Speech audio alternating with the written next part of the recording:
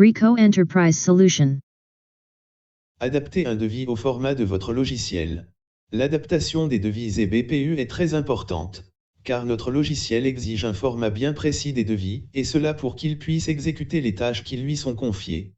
Après l'installation du logiciel, vous allez trouver un fichier Excel, au niveau du dossier compressé, Ricoh Logiciel, pour vous aider à adapter tout type de devis et BPU. Au format de notre logiciel, ce fichier porte le nom de « Modèle à respecter pour mise en forme ». Commencez par ouvrir ce fichier et suivez les directives de la présente vidéo. D'habitude, les devis sont sous le format de la feuille, format classique. Donc vous avez une colonne destinée à la numérotation des articles, une colonne pour la désignation et trois autres, une pour les unités, une deuxième pour les quantités et une troisième pour les prix unitaires. Pour commencer la mise en forme, il est indispensable d'insérer une colonne avant la colonne de numérotation et d'y insérer une incrémentation telle le montre cette vidéo.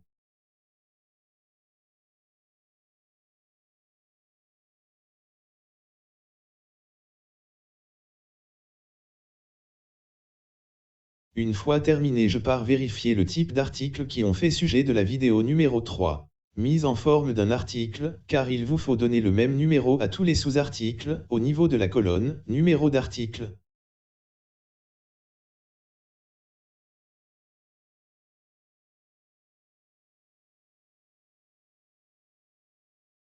Toutes ces recommandations vous sont indiquées sur la première feuille nommée « Mise en forme d'un devis », tel vous pouvez le voir sur cette vidéo. Vous voyez qu'ici ces articles doivent recevoir le même numéro. Si je dispose de la désignation des travaux sous le format BPU, alors je vais l'insérer au niveau d'une nouvelle colonne sur la droite de mon devis. En mon exemple, je vais supposer que le format BPU est celui-ci. Je l'ai mis en majuscule afin de le différencier du devis. Une fois la numérotation et l'insertion de la partie BPU terminée, nous allons copier le contenu de ce devis, que je prends en exemple, et je pars directement vers mon logiciel, afin que celui-ci se charge de la deuxième partie de la mise en forme. Une fois sur mon logiciel, je pars vers « Données travaux et avenants » en cliquant sur le bouton « Travaux ». Puis je clique sur le bouton numéro 1, « Insertion du cadre marché ». Un simple clic sur cette fenêtre pour la fermer. Je clique sur « Mettre en forme ». Je clique ici. Puis je vais coller le devis que je viens de copier depuis le fichier Excel. Une fois collé, mon logiciel m'indique le nombre de lignes que je viens de coller, je dis OK, et je pars cliquer sur le bouton « Étape suivante ». Ici je dois désigner la qualité de chaque titre tel on en a parlé au niveau de la vidéo numéro 1. Il suffit de taper la première lettre du mot puis la touche « Entrée ».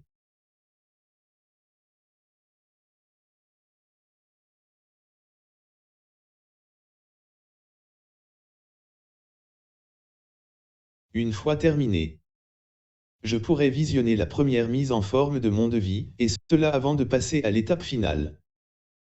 Je vérifie mes titres. Et si je trouve que je me suis trompé sur le compte de l'un des titres, alors je n'ai qu'à fermer et modifier dans le tableau précédent.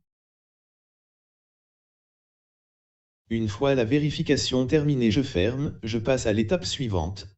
Notre logiciel va créer un fichier Excel dans un dossier, qu'il va ouvrir une fois que je clique sur OK. Tel vous le constatez, le logiciel vous demande d'ouvrir un fichier Excel nommé Fichier à actualiser. Donc je clique sur OK et je suis les directives de ce fichier. Et voilà que s'ouvre le dossier contenant le fichier que je dois ouvrir. À son ouverture, le fichier demande à être actualisé. J'actualise. Je ferme et j'enregistre. Je ferme ce dossier dont je n'ai plus besoin et je retrouve mon logiciel qui me dit que la mise en forme est terminée. Je clique sur le seul bouton existant. Et je pars visualiser le format final de mon devis. Tel vous le voyez sur ce tableau. Ce format est le format qu'utilise notre logiciel pour faire la distinction entre les lots d'un marché à loti, les chapitres, les grands titres et les sous-titres. Je ferme ce tableau et je pars cliquer sur le bouton « Insérer le devis fini ».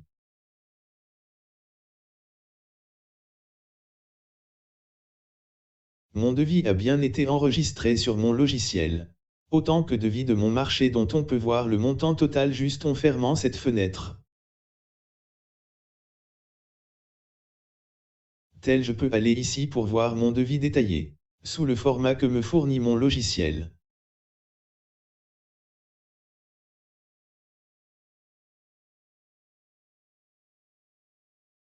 Je clique ici pour voir les différentes pages de mon devis jusqu'à sa fin, pour retrouver le même total que j'ai déjà vu.